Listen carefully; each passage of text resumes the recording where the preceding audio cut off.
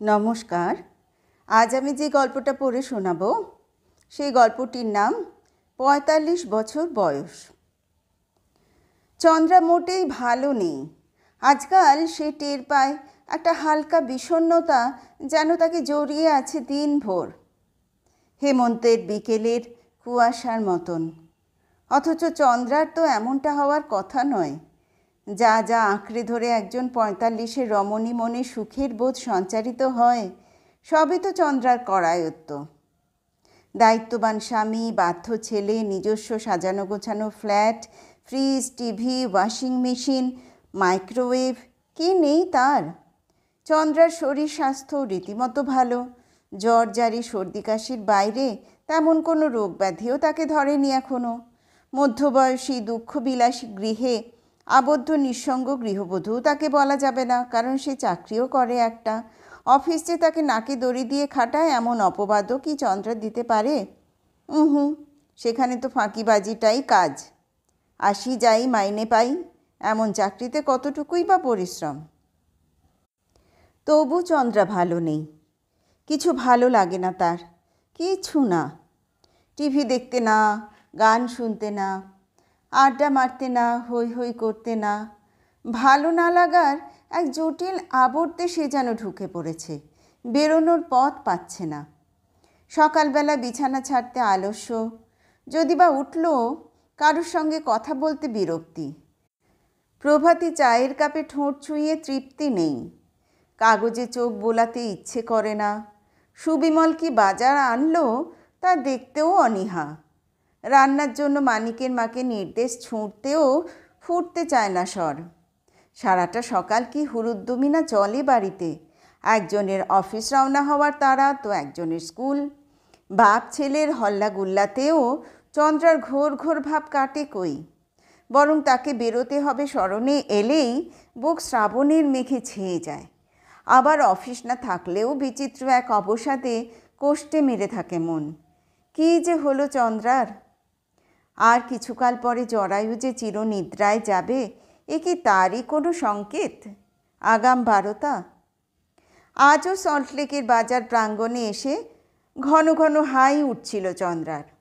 কোনো এক মন্ত্রী মারা গেছে কাল, অফিস তাই হাফ ছুটি হয়ে গেল। দল বেঁধে সিনেমা দেখতে গেল অনেকে। তাদের কাটিয়ে চন্দ্রা চলে এসেছিল এখানে। নতুন এই শপিং মলটার কাছেই তার বাড়ি, হাঁটা পথে মিনিট 10। ভেবেছিল এখানে খানিক সময় কাটিয়ে ফিরবে সন্ধ্যের মুখে মুখে। বদ্ধ হলে বসে পর্দার দিকে হাঁ করে তাকিয়ে থাকার যন্ত্রণাও পোহাতে হলো না। ফাঁকা ফ্ল্যাটের নির্জনতায় ফিরে একা একা কড়িকাঠও গুনতে হলো না। আলো ঝলমল পরিবেশে হেঁটে চলে বেড়ানো তাও মন্দের ভালো, কিন্তু এখানেও ঠিক চন্দ্রার পোষাচ্ছে কই। না, এই বিচ্ছিরি শুকো রোগটাকে আর বাড়তে দেওয়া উচিত নয়। নিজেকে শায়েস্তা করতেই বুঝি ঘুরে ঘুরে খান কতক জিনিস কিনে ফেলল চন্দ্রা। দুটো সুদৃশ্য রঙিন মোমবাতি, মাইক্রোওয়েভের টুকরো টাকরা কিছু বাসন কোসন, এক বাক্স পেপার ন্যাপকিন। মৃদু একটা সৌরভ আছে ন্যাপকিনে। গন্ধটা শুঁকতে শুঁকতে অলস পায়ে চন্দ্রা এসে দাঁড়িয়েছে এক ঘড়ির দোকানের সামনে। অন্দরে দেওয়াল জোড়া আয়না, ঝুলছে অজস্র বাহারি ওয়াল ক্লক। প্রত্যেকটার আলাদা আলাদা সময়। কান পাতলে কাঁটার আওয়াজও যেন শোনা যায়, টিক টিক টিক টিক। ঠিক তখনই মস্তিষ্কে জোর ঝাঁকুনি। ঘড়ির দোকানের আয়নায় ও কার প্রতিবিম্ব? অভ্র না? উল্টো দিকের আইসক্রিম পার্লারে দাঁড়িয়ে আইসক্রিম খাচ্ছে। প্রাথমিক অভিঘাতটুকু সামলে চন্দ্রার দৃষ্টি তীক্ষ্ণতর। অভ্র এখানে এলো কোত্থেকে? চন্দ্রা যতদূর জানত, অভ্র তো হায়দ্রাবাদের বাসিন্দা, বহুকাল। যদি বা কাজকর্মে কলকাতায় এসেও থাকে, তার বাড়ি তো সেই গড়িয়ায়। লবণ হ্রদের এই বাজারে সে একা একা কী করছে? নিশ্চয়ই শুধু আইসক্রিম খেতে নয়, কিছু কিনতে টিনতে আগমন। দূর অতীত, প্রায় আগের জন্মের কথা, তবু চন্দ্রার মনে পড়ল। মার্কেটিং অভ্রর দুচক্ষের বিষ। পারতও না, গেঞ্জি জাঙ্গিয়া পর্যন্ত কখনো সহস্তে কেনেনি। দায়িত্বটা ছিল অভ্রর মার ঘাড়ে, এবং বিয়ের পর চন্দ্রার। সেই কত যুগ আগে শেষ দেখা। চন্দ্রা ভুল করছে না তো? চন্দ্রা ঘাড় হেলালো অতি সন্তর্পণে, যেন কোনোভাবেই না অভ্রর সঙ্গে চোখাচোখি হয়ে যায়। ত্যাগচা দৃষ্টি হেনে সিগন্যাল পেল মগজের। অভ্রই বটে, ছিপছিপে চেহারা, ভারী হয়েছে সামান্য, মুখে ঈষৎ ফোলা ফোলা ভাব, তবে মাথা ভরা চুল এখনও একই রকম ঘন।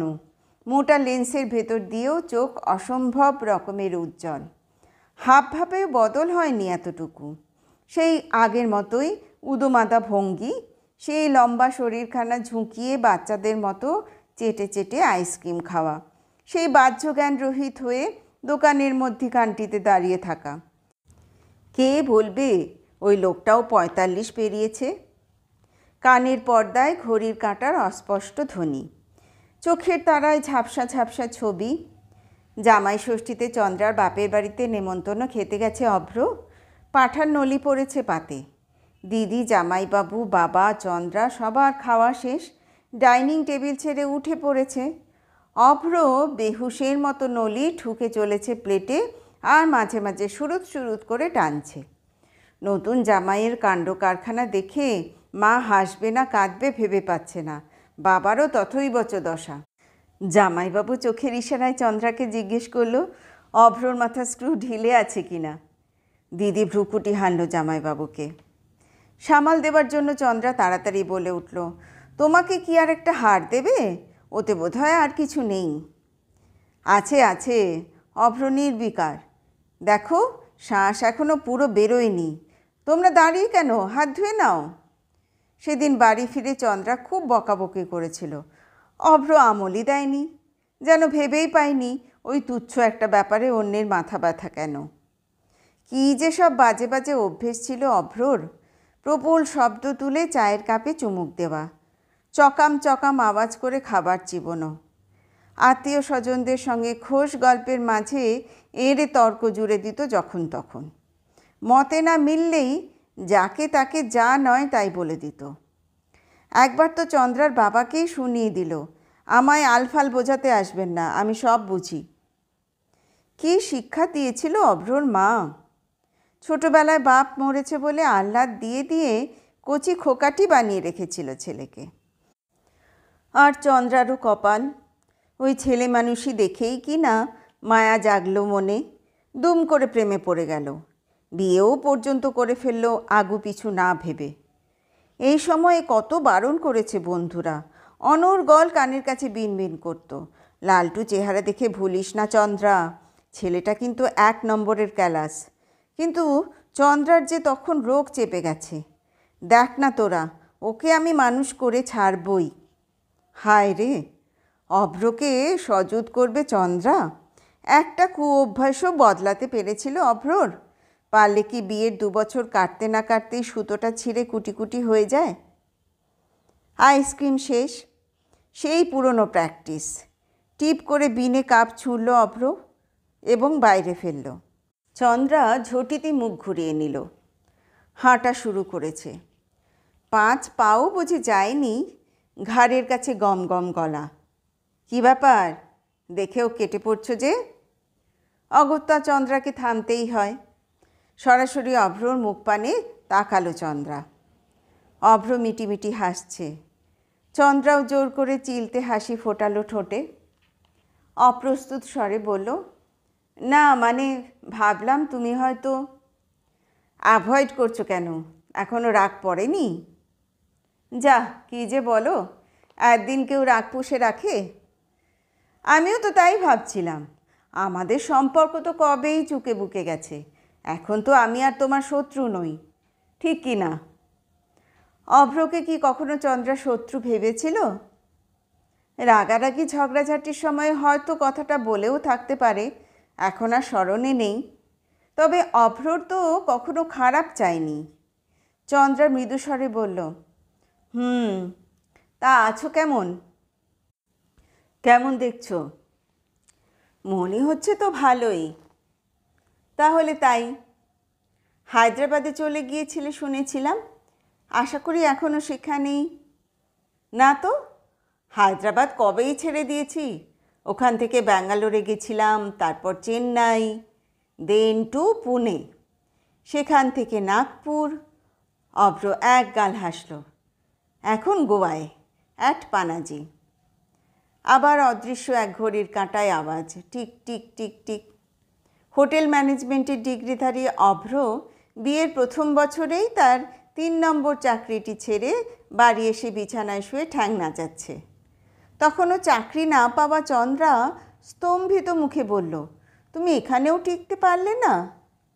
ধুত, পোষালো না।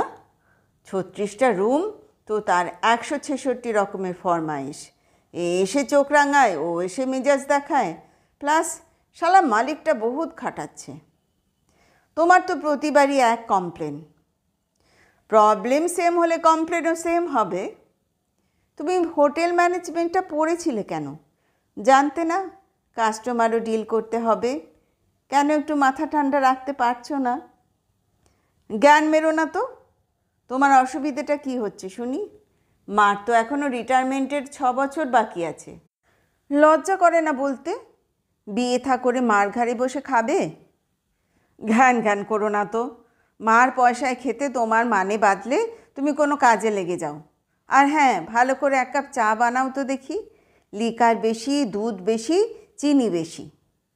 তুমি কি গো, তোমার কোনো ভাবনা নেই? ফালতু টেনশন করব কেন?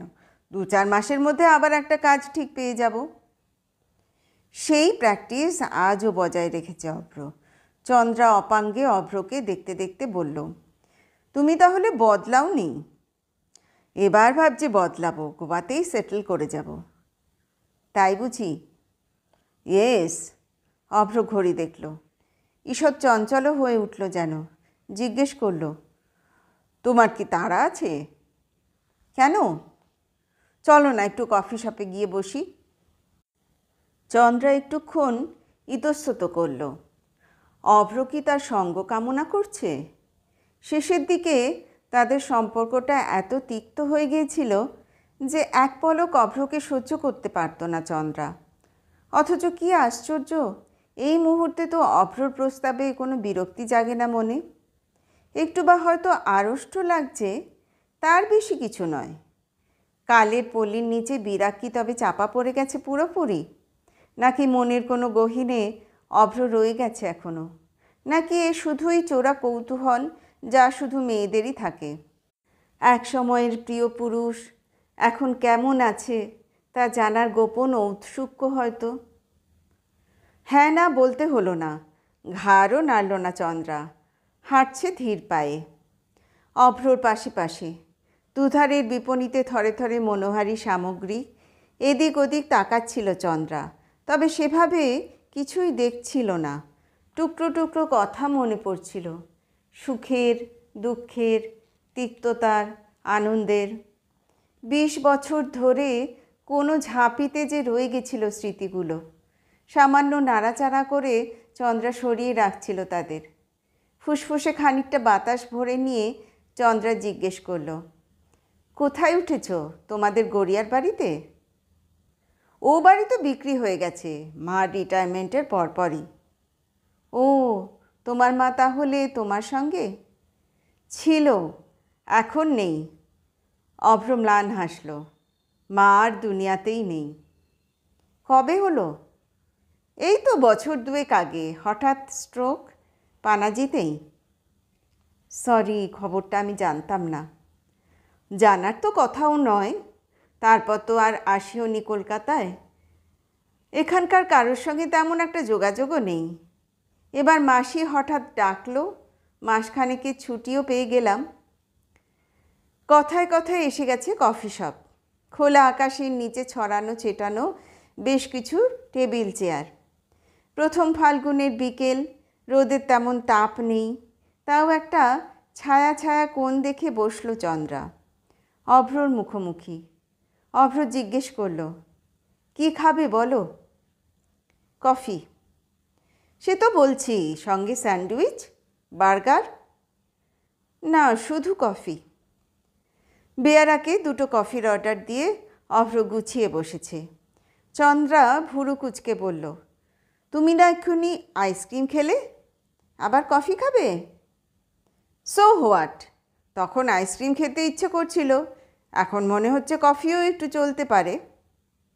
পারো বটে, সেই হুইমজিক্যাল নেচার আর গেল না। সবাই কি আর মেথডিক্যাল হতে পারে তোমার মতো? অভ্রর চোখে আলগা ঠাট্টা। ডিভোর্সের পর কেমন সুন্দর পরীক্ষায় বসলে, চাকরি পেলে, বিয়ে থা করলে। চন্দ্রার মুখ দিয়ে বেরিয়ে গেল, বিয়েটা খুব ক্যালকুলেশন করে করিনি অভ্র। বাবা মা খুব দুশ্চিন্তা করতো আমায় নিয়ে, দিদি জামাইবাবু খুব জোর করলো। আহা ঠিক আছে, আমি কি কৈফিয়ত চাইছি নাকি? অভ্র হা হা হেসে উঠল। কবজি ঘুরিয়ে আর একবার ঘড়ির দেখে নিয়ে বলল, যাকগে, this time you are happy I presume. Chandra উত্তর দিল না, ঠোঁট টিপল সামান্য। তোমার হাজব্যান্ড যেন কি করেন? চার্টার্ড অ্যাকাউন্টেন্ট, প্রাইভেট ফার্মে আছে। ওরে বাবা, সিএ, তাহলে নিশ্চয়ই খুব হিসেবি মানুষ। অভ্রর গলায় ফের ব্যঙ্গ। চন্দ্রা গোমরা হলো। ডিপেন্ড করা যায় এমন মানুষ তো বটেই। Very caring person. আমার মাথা ধরলেও সে উতলা হয়ে পড়ে। অভ্র একটু থমকে রইল। অতীতের কথা কিছু মনে পড়ল কি? পরক্ষণেই মুখে অমলিন হাসি। তুমি ঠিক ডিসিশনই নিয়েছিলে চন্দ্রা, আমার সঙ্গে থাকলে তোমায় শুধু জ্বলতেই হতো। চন্দ্রা যেন শুনেও শুনল না কথাটা, ঘাড় ঘুরিয়ে দেখছে এদিক ওদিক। খানিক তফাতে একটাই কোল্ড ড্রিঙ্কসের বোতলে দুখানা স্ট্র ঢুকিয়ে হুস হুস টানছে একজোড়া তরুণ তরুণী। মাঝে মাঝেই পান থামিয়ে দুজনে ভেঙে পড়ছে উচ্ছল হাসিতে। অনেক দিন আগের একটা দৃশ্য চন্দ্রার বুকে উঁকি দিয়ে বুকেই মিলিয়ে গেল। ক্ষণিকের জন্য উন্মনা হলো চন্দ্রা। সুবিমলের সঙ্গে এরকম কোনো ছবি আছে কি তার? এতটা তরল হওয়ার কথা সুবিমল বুঝি ভাবতেই পারে না। সে স্বামী, প্রথম থেকেই পুরোপুরি স্বামী, প্রেমিক কদাপি নয়। কফি এসেছে টেবিলে। অভ্র গলা খাকারে দিল, নাও। কী ভাবছো এত? কিছু না। কাপে ঠোঁট ছোঁয়ালো চন্দ্রা। তোমার খবর বলো, কি করলে একদিন? চাকরি, ঘুরে ঘুরে চড়ে চড়ে। জিজ্ঞেস করবে না করেও চন্দ্রার মুখ দিয়ে বেরিয়ে গেল, তা বিয়ে করলে না কেন? অভ্র চোখের কোণ দিয়ে একবার দেখল চন্দ্রাকে। দৃষ্টি সরিয়ে নিয়ে চুমুক দিচ্ছে কাপে, আগের মতোই শব্দ করে। শব্দটা আজ যেন সেভাবে কানে বাজল না চন্দ্রার। ফের বলল, আমার মতোই আর একটা ট্রাই নিতে পারতে, নেক্সট জন আমার মতো দজ্জাল নাও হতে পারত। চন্দ্রার গলায় হালকা কৌতুকের সুর। তবে অভ্র বুঝি সেভাবে খেয়াল করল না। ঈষৎ আনমনাভাবে তাকাচ্ছে চন্দ্রার দিকে, নামিয়ে নিচ্ছে মাথা। অভ্র যেন লজ্জা পাচ্ছে মনে হচ্ছিল চন্দ্রার। শুধু চন্দ্রার কথা ভেবে ভেবেই 20টা বছর কাটিয়ে দিল। এই সরল সত্যটুকু উচ্চারণ করতে নির্ঘাত দ্বিধা বোধ করছে অভ্র। ডিভোর্সে যে অভ্রর সায় ছিল না সে তো চন্দ্রা ভালো মতোই জানে। অপদার্থ খামখেয়ালি অভ্র সেনগুপ্তকে জীবন থেকে নির্বাসিত করার জন্য চন্দ্রাই কি বেশি ব্যাকুল ছিল না? মিউচুয়াল সেপারেশনের প্রস্তাবটা অবশ্য অভ্ররই। কোর্ট কাছারির যুদ্ধে সে যেতে চায়নি। লড়াই হলে চন্দ্রার পক্ষে মুক্তি পাওয়া অত সহজ হতো কি? চরিত্রহীন তো দূরস্থান, অভ্রর বিরুদ্ধে মানসিক নির্যাতনের অভিযোগটাও কি সে প্রমাণ করতে পারত? সহসা আজ এই মুহূর্তে নিজেকে কেমন অপরাধী মনে হচ্ছিল চন্দ্রার। 20 বছর পর। মাঝের এই লম্বা সময়টায় অভ্রর কথা যে তার কখনো মনে পড়েনি এমনটা নয়, কিন্তু এই দংশন বোধহয় কখনো ছিল না। বরং এর মধ্যে সে একটু একটু করে একটা নিটোল সংসার গড়ে নিয়েছে। স্বামী ছেলে নিয়ে এখন তো দিব্যি এক নিশ্চিন্ততার দুর্গে তার বাস। কিন্তু অভ্র কী পেল জীবনে চন্দ্রাকে ভালোবেসে? ভাবনাটায় বুঝি চাপা তৃপ্তিও আছে, যা কিনা সময়কে অনেকটা পেরিয়ে এলে তবেই অনুভব করা যায়। কুয়াশা মাখা হেমন্তের বিকেলটা যেন সরে যাচ্ছিল চন্দ্রার। পরন্ত সূর্যের মায়াবী আলোয়, ফাল্গুনের নরম বাতাসে তার সামনে অভ্রর এই নতমুখে নিশ্চুপ বসে থাকা হঠাৎই কেমন অলীক মনে হচ্ছে। এই যেন সুখ। অনুচ্চ স্বরে চন্দ্রা ডাকল, অভ্র। একটা কথা বলবো? কি? এখনো সময় যায়নি, একটা বিয়ে করে ফেলো। বলছো? শেষ বয়সে তো একটা সঙ্গীরও দরকার হবে। মাও ঠিক কথা বলতো, আমি পাত্তা দিইনি। অভ্র নড়ে চড়ে বসল। ভাবতাম মা আর আমি আছি, ভালোই তো কেটে যাচ্ছে। একবারই যথেষ্ট শিক্ষা হয়েছে, শখ করে আবার কে ঝামেলা ঝঞ্ঝাটে যেতে চায় বলো? কিন্তু মা চলে যাবার পর সত্যিই খুব লোনলি ফিল করছি। বাড়ি ফিরে ভূতের মতো বসে থাকা, হয় টিভি নয় বোতল, ভালো লাগে না। তাই মাসি যখন বলল আমার জন্য একটা মেয়ে দেখে রেখেছে, আমি আর না করতে পারলাম না। ইনফ্যাক্ট বিয়েটা করার জন্যই এবার আমার কলকাতায় আসা। থতমত চন্দ্রার মুখ পলকে পাংশু, জোর করেও হাসি ফোটাতে পারছে না। কোনো ক্রমে বলল, তাই বুঝি? তা সে কি করে? একটা প্রাইভেট স্কুলে পড়াচ্ছে, এখানেই সল্টলেকে। বিএড করা আছে, গোয়ায় গিয়েও চাকরি পেতে অসুবিধা হবে না। অভ্র আবার ঘড়ি দেখল, একটু চিন্তিত মুখে বলল, এতক্ষণে তো চলে আসার কথা। এই কফি শপে আমায় ওয়েট করতে বলেছিল। কোত্থেকে আচমকা এক রাশ ক্রোধ এসে পুঞ্জীভূত হচ্ছিল চন্দ্রার পাঁজরে। রাগটা কোনো মতে গোপন করল বটে, কিন্তু গলায় বাঁকা সুর এসেই গেল। ও, তোমাদের এখন কোর্টশিপ চলছে বুঝি? ধুত, এই বুড়ো বয়সে ওসব হয় নাকি? জাস্ট পরস্পরকে একটু চিনে রাখা, এলোমেলো আড্ডা। শ্রীপর্ণার তো তেমন একটা বন্ধুবান্ধব নেই, দুজনে মিলে তাই একটু সময় কাটানো। নেক্সট উইকেই রেজিস্ট্রিটা করে ফেলছি। ও, এবার চন্দ্রা ঘড়ি দেখল। তোমাদের তাহলে আর ডিস্টার্ব করব না, উঠি। এই, যাবে কোথায়? বসো, স্ত্রীর সঙ্গে তোমার আলাপ করিয়ে দিই। চন্দ্রার ভেতরটা চিরবির করছিল, কিন্তু হুট করে চলে যাওয়াও তো বিষদৃশ্য দেখায়। অভ্র যদি বুঝে যায় চন্দ্রা হিংসেই জ্বলছে, নিশ্চয়ই হাসবে মনে মনে। হয়তো হবু বউকে চন্দ্রার চকিত পলায়নের গল্প শুনিয়ে দারুণ মজা পাবে। চন্দ্রা নিজেকে স্থির করল।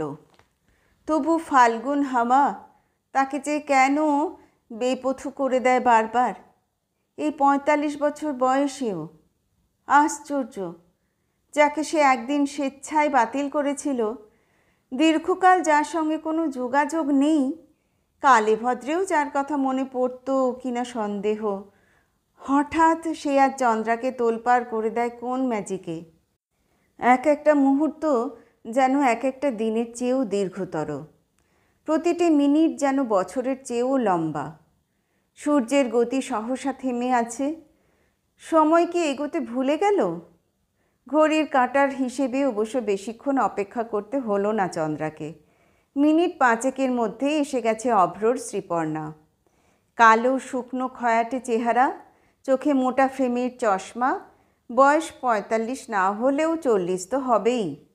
ইস, এর নাম শ্রীপর্ণা। অভ্রর রুচিরও বলিহারি। এরকম একটা বউ পছন্দ হলো চন্দ্রার পরে। আবার ছোট করে বলে শ্রী, আদিক্ষেতা। স্মিত মুখেই শ্রীপর্ণার সঙ্গে আলাপ পরিচয়টা সারল বটে চন্দ্রা, তবে রইল না বেশিক্ষণ। ২-৪টে মামুলি কথা বলে বেরিয়ে এলো দোকান ছেড়ে। রাস্তায় এসে টের পেল শরীরটা কেমন কাঁপছে, মাথায় জ্বালা জ্বালা ভাব। অভ্র আজ এইভাবে তাকে প্রতারণা করল। প্রতারণাই তো, একটা বিশ্বাসকে আস্তে আস্তে মনে গেঁথে দিয়ে হঠাৎ তা সমূলে উপড়ে ফেলাটা, এটা কী বলে একে? অপমান নয়? চন্দ্রা কিনা ধরেই নিয়েছিল অভ্র এখনও তার বিরহে বিবাগী হয়ে আছে। কেমন ঝামা ঘষে দিল মুখে। ২০ বছর পর চন্দ্রা একটা গনগনে আঁচ নিয়ে বাড়ি ফিরল। অভ্রর সঙ্গে আজ সাক্ষাৎটা যে নিছকই আকস্মিক, এর মধ্যে কারোরই কোনো হাত ছিল না, এই সোজা ব্যাপারটুকুও আর নৈর্ব্যক্তিকভাবে চিন্তা করতে পারছে না সে। মিছিমিছি টুবলুকে দাবড়ালো খানিক। রাতের রুটি যথেষ্ট নরম হয়নি বলে বকুনি খেলো মানিকের মা। টিভি খুলে বসলো। চ্যানেল ঘোরাচ্ছে বারবার, ভলিউম কখনো বাড়াচ্ছে তো কখনো কমাচ্ছে। ঘুরে ফিরে চোখের পাতায় অভ্র আর শ্রীপর্ণা। ছি, এই বউ নিয়ে গোয়ার বেচে বেড়াবে অভ্র? কুৎসিত, হাস্যকর। সুবিমল যথারীতি দেরি করে ফিরল অফিস থেকে। নৈশাহার সেরে ল্যাপটপ নিয়ে বসে গেল নিয়ম মতো। শোয়ার ঘরে যাওয়ার আগে টুবলুকে একবার উঁকি দিয়ে দেখে নিল চন্দ্রা। এবার 9 হবে টুবলুর। অ্যানুয়াল পরীক্ষা প্রায় এসে গেল। ছেলে টেবিল ল্যাম্প জ্বালিয়ে পড়ছে এখনও। ভারী শান্ত ছেলে, বাবার কার্বন কপি। ঠিক 11টা বাজলেই লাইট নিভিয়ে শুয়ে পড়বে ছেলে, চন্দ্রা জানে। ঘরে এসে চন্দ্রা ড্রেসিং টেবিলের সামনে দাঁড়ালো। মুখে নাইট ক্রিম ঘষতে ঘষতে সেন দৃষ্টিতে নিজেকে নিরীক্ষণ করছে। মুখমণ্ডলের শুকনো শুকনো ছাপ একটা আছে হয়তো, তবে তার ত্বক এখনও যথেষ্ট মসৃণ। কপালে বলিরেখার আভাস মাত্র নেই। এমন কিছু মুটোয়ও নি সে। হাসলে এখনও ছোট্ট টোল পড়ে গালে। হানিমুনে ওই খাঁজটুকুতেই না ফোঁটা ফোঁটা হুইস্কি ফেলে পান করেছিল অভ্র। আচমকা পেট গুলিয়ে হাসি উঠে এলো চন্দ্রার। আবার অভ্র কী করবে? ওই আধবুড়িটার তোবড়ানো গালে ও কি? সুবিমল ল্যাপটপের সামনে বসে কী যেন ভাবছিল। হঠাৎই চোখ পড়েছে চন্দ্রায়। অবাক হয়ে বলল, একা একা হাসছ কেন? পাগল হয়ে গেলে নাকি? চন্দ্রার হাসি আরও বেড়ে গেল। চপল স্বরে বলল, এই জানো, আজ একটা কাণ্ড হয়েছে। কী রকম? সিটি সেন্টারে গিয়েছিলাম, সেখানে বহুকাল পর হঠাৎ একজনের সঙ্গে দেখা। কে বলো তো? আমি কি করে বলবো? গেস করো। আমার গেস টেস আসে না। আহা, একটু গেস করোই না। তোমার অফিসের কেউ? হুম। তাহলে বুঝি তোমার সেই পিসি, যিনি 3 নম্বর সেক্টরে বাড়ি করেছেন? ধুত, ওরকম কেউ নয়। অভ্র। কে অভ্র? আহা, জানো না জানো? অভ্র, অভ্র। ও, তোমার সেই অভ্রকুমার? হ্যাঁ গো। অনেক গল্প টল্প করলো, কফি খাওয়ালো। চন্দ্রার পেটে আবার সোডার বোতলের বুড়বুড়ি। বুড়ো বয়সে তার ফের ছাদনাতলায় যাওয়ার স্বাদ জেগেছে। বিয়ে করতে এসেছে কলকাতায়। পাত্রীটিও দেখলাম। মেগো, রূপের ধুচুনি। সে যার যাকে ভালো লাগে। সুবিমল লম্বা হাই তুলল। ল্যাপটপ অফ করতে করতে বলল, যাগে কাজের কথা শোনো। শ্রীধর কিন্তু মার্চে ফ্ল্যাটটা রং করছে। টুবলুর পরীক্ষা হয়ে গেলেই কাজ শুরু। দিন 7 মতো সময় লাগবে। তখন হয়তো তোমায় ছুটি নিতে হতে পারে। অফিসে বলে রেখো।